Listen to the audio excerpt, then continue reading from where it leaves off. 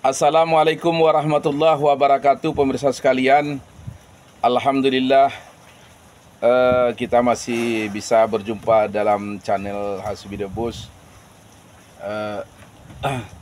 channel yang mana saya berusaha untuk mengedukasi atau melestarikan budaya Indatu atau budaya nenek moyang saya, yaitu daerah Aceh, yaitu khususnya masalah budaya-budaya mistik dan budaya-budaya magic, termasuk di dalamnya debus. Budaya-budaya ini memang backgroundnya, kalau di Aceh itu backgroundnya background Islam gitu, karena latar belakangnya seperti itu. Tetapi apakah secara keseluruhan murni mengadopsi Islam, ya itu bisa kita tinjau dari khasanah-khasanah budaya yang mungkin yang tidak bersinggungan dengan unsur ketauhidan. Contoh, kalau kami di Aceh Selatan itu, kalau rumah adat itu kan ada ukirannya. Itu nggak ada ukiran yang menampakkan makhluk hidup seperti gambar-gambar binatang. Semuanya itu adalah daun-daunan. Jadi ya itu karena menurut hemat kami orang Aceh, mungkin dari sudut-sudut Islam, di rumah itu kurang baik ada ukiran atau patung ataupun gambar makhluk hidup. Yang mau Teku Hasbi sampaikan ini hari, karena memang terlalu banyak para kawan-kawan sekalian menyinggung tentang ilmu kebal. Ada yang mengatakan itu sesat, ada yang mengatakan tidak. Karena selalu kawan-kawan memakai referensi Nabi Muhammad saja itu tidak kebal. Apakah menurut sudut pandang kita ilmu kebal itu sesat atau tidak? Ya bisa sesat, bisa tidak. Selama ilmu kebal tersebut tidak menyimpang dari unsur tauhid. Karena ilmu kebal itu kan bukan hanya milik satu daerah saja, misalnya seperti kami dari Aceh. Bisa saja itu milik orang Padang, orang Bugis, orang Riau, orang Kalimantan, orang Dayak, orang Bali, orang NTB, bahkan ada orang-orang dari orang Banten. Semua orang banyak memiliki ilmu kebal dengan sudut referensi yang berbeda. Tetapi kalau kami dari Aceh, untuk mengamalkan sebuah ilmu kebal, kami wajib menguasai sifat 20. Sifat 20 itu adalah sifatnya Allah. Sifat 20 ini bukan untuk jadikan ilmu, tetapi sebagai referensi. Artinya ketika saya membuka sebuah pintu tersebut kalau kita tinjau dari referensi sifat 20, salah atau tidak. Artinya selama ilmu tersebut tidak meminta di luar selain Allah, selama ilmu tersebut tidak menduakan Allah, tidak meyakini ada kekuatan lain, artinya tidak menyimpang dari sifat 20, sifat ketauhidan, salah satu tauhidnya Allah. Itu bagi kami orang Aceh, itu ilmu itu bagus untuk dipakai. Tetapi selama ilmu tersebut meyakini ada kekuatan selain Allah dan meminta kepada selain Allah, melakukan ritual-ritual yang dilarang oleh Allah, termasuk kalau menurut Teku Hasbi, ilmu kebal yang mengamalkan pakai puasa. Puasa itu sifatnya kontennya ibadah.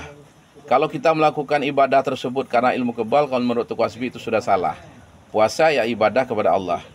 Jadi kalau ilmu kebalnya punya syarat, memakai benda-benda, misalnya harus ada tumbal segala macam, itu adalah ilmu yang sesat. Tetapi kalau Teku Hasbi mengatakan ilmu yang ada di daerah kami, saya cuma berbicara daerah saya. Saya blank tentang daerah saudara-saudara yang lain.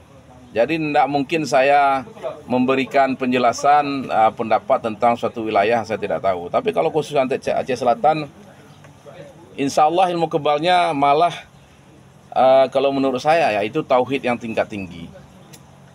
Ilmu kebal, ada orang mengatakan Rasulullah Shallallahu Alaihi Wasallam tidak kebal. Betul, karena dia adalah Rasulullah, sebaik-baik manusia. Ketika Rasulullah Isra Mi'raj ditawarkan minuman keras dengan susu, Rasulullah meminum susu. Ketika Rasulullah Shallallahu Alaihi Wasallam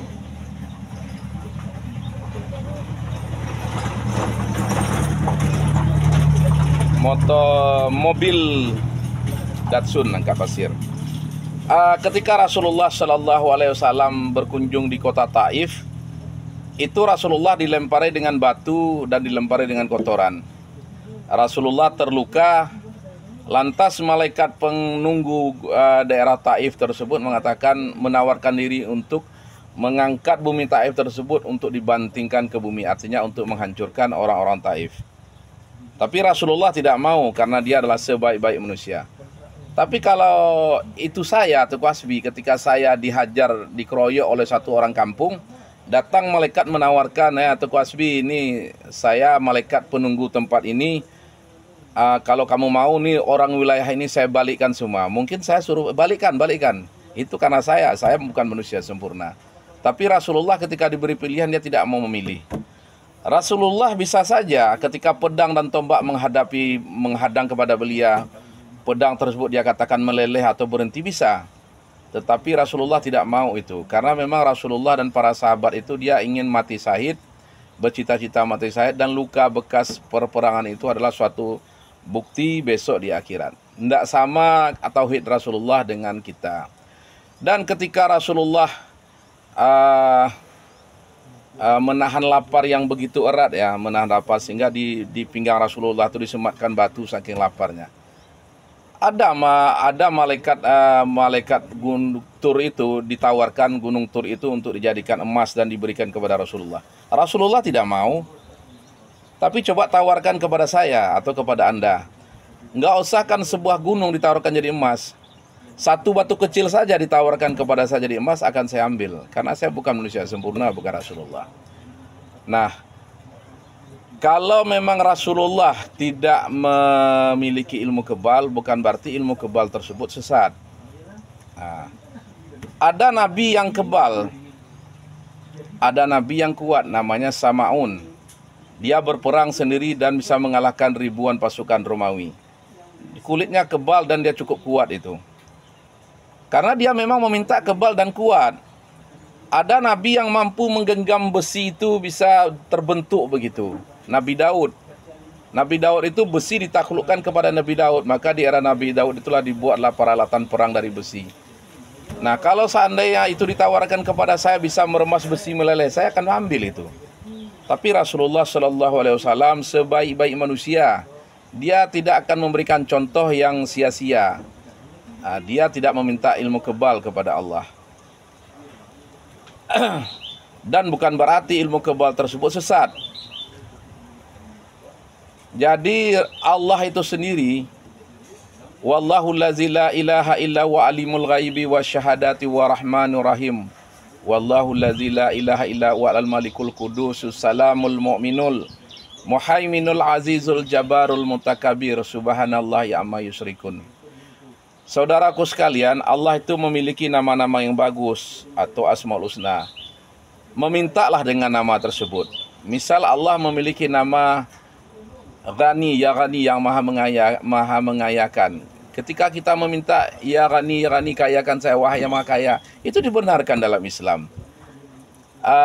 Ya Qawi, wahai yang maha kuat, kita amalkan itu, minta ya Allah kuatkan saya, itu bisa kuat. Karena yang memberikan itu Allah.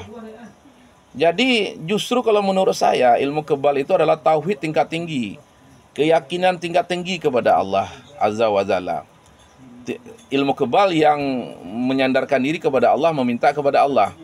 Barang siapa meyakini ada kekuatan selain Allah, seperti jin memiliki kekuatan dan mampu melakukan sesuatu di luar kemampuan ketentuan Allah, itu adalah sudah syirik.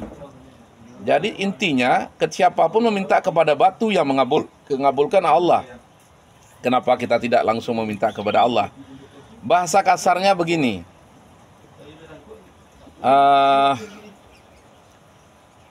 Udu'un istajib lakum, kata Allah. Berdoalah kamu kepadaku, pasti akan aku mengabulkannya.